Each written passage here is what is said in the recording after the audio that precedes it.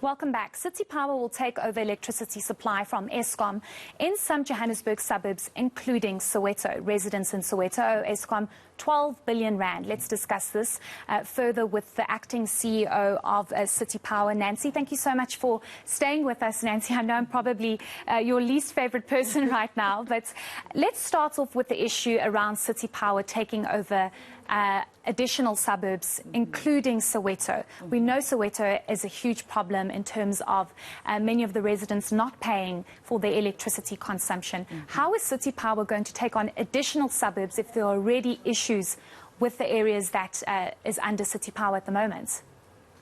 Okay, so we've got programs within City Power that relate to infrastructure refurbishment, and also strengthening and expansion of our network from substations perspective. And at the same time, we are also going alternative energy route, which we are going to fast track from an energy mix perspective, so that we increase the capacity from a generation capacity basis. Currently, we buy from Eskom 90% of our power, and then the other 10% is from Kelvin Power Station, where we signed a PPA last week. And we are going out on a request for information, and some of the streams will be requests for proposals for us to get independent power producers or large power users to partner with us to increase the capacity from a generation perspective. And then at the other hand, we are also doing revenue enhancement initiatives, which include revenue protection, where we are also focusing on protecting the current revenue that we have from our existing customers. It's a continuous program that we've been running, and when we add Soweto customers, we will also continue to ensure that we protect the revenue and the infrastructure, and educate customers on a paying culture, because most of our customers are not paying. We experience about 30% losses from vandalism and theft and non-paying customer challenges. So who's going to take over the 12 billion rand that Soweto owes Eskom? So that is part of the transaction advisory that will come on board between Eskom and City Power under the COJ umbrella, where they will advise us on how to tackle debt and how then we are going to assess the asset base. So it's not something that I can answer now, because it requires additional analysis. Okay, that's fine. Speak to us about why there is such a problem in the city of Johannesburg. Is it aging infrastructure? Is it an issue of there's not enough capacity because of the demand? What is the actual problem? So the problems are multifaceted. Number one, the infrastructure is aged, and it requires high maintenance currently, which we are continuously doing, and also the upgrade from a capacity perspective. We are also working on upgrading our substations to be able to carry additional loads. And there's then the theft and vandalism, which is also contributing to those losses, and the non-paying customers, because we need to fund the infrastructure. For us to upgrade the infrastructure, you need to collect revenue. And unfortunately, the majority of our customers are non-paying customers. But the customers that are non-paying suffer. The customers that pay. So that's why we are implementing the revenue protection initiatives, where we ensure that our substations and our equipment outside of the substations are protected, and also from a metering perspective in the households and in the meter boxes, that infrastructure is protected. And we do disconnections as well as a last resort to non-paying customers, to ensure that there's additional capacity to cover the paying customers. And one mechanism as well is the normalization programs, where we go to the informal settlements to give power to them, but also ensure that they pay for that electricity. But unfortunately, it's inherent in power utilities where there's continuous theft, and hence what we do is to ensure that our revenue protection and enhancement programs are effective. We continuously work on that to make sure that the paying customers do not suffer from the effects of the negative effects of the non-paying customers. Okay. Speak to us about, you say there's upgrades to substations, you're trying to deal with the aging infrastructure. How long is this going to take?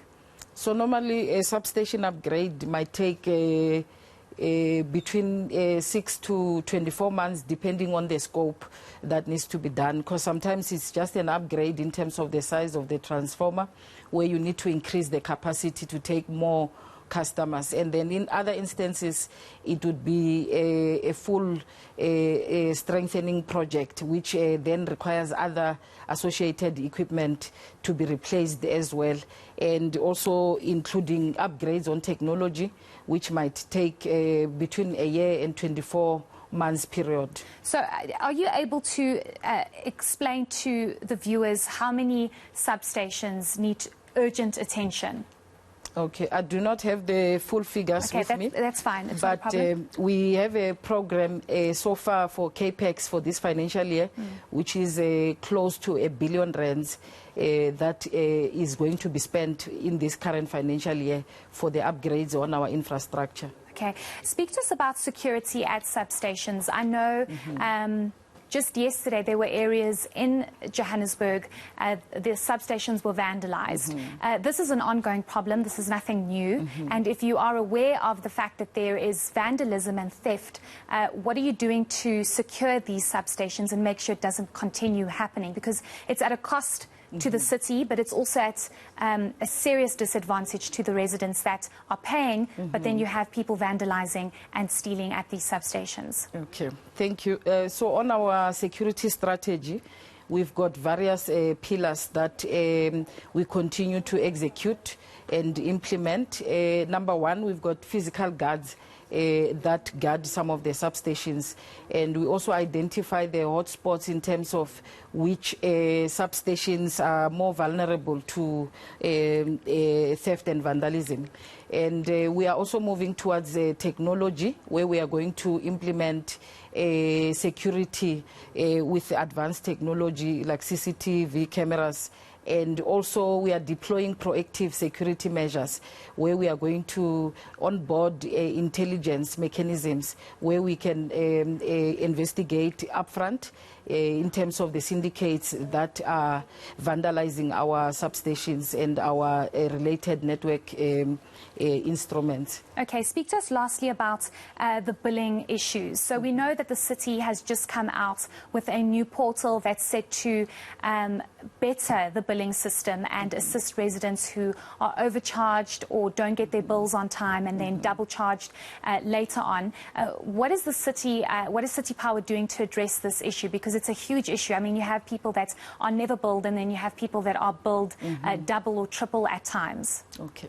So the automation of the billing platforms and to digitize that to allow our customers to have control of their bills and they can proactively monitor their consumption is what that solution will bring on board.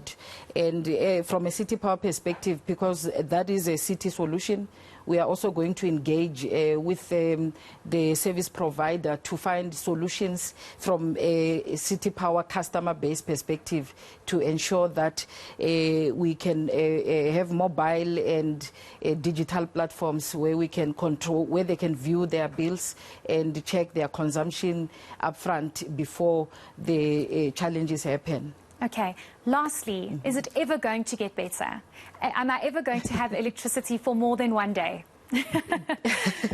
Definitely. When is it going to get better? So it's a journey that we are embarking on. It starts with the infrastructure upgrades, which I explained that it can take from a minimum of 6 to 24 months based on the project scope.